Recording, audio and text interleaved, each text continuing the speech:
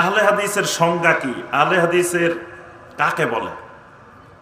শাইখুল ইসলাম ইমাম ইবনু তাইমিয়া রাহমাহুল্লাহ, তার নাম শুনছি না আমরা সবাই?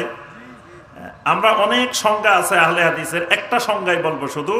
এই সংজ্ঞাটা দিয়েছেন শাইখুল ইসলাম ইমাম ইবনে তাইমিয়া রাহমাহুল্লাহ। তিনি বলেন, আহলুল হাদিস হুমুল্লাযীনা ইউআজ্জিমুনা সুন্নাহ। আহলে হাদিস হলো ওই মানুষগুলা যেই মানুষগুলা সুন্নাহকে তাজিম করে। এই মানুষগুলার প্রথম পরিচয়, এরা ইউআজ্জিমুনা সুন্নাহ, নবী সাল্লাল্লাহু আলাইহি ওয়াসাল্লামের সুন্নাহকে এরা কি করে? সবচেয়ে বেশি তাজিম করে।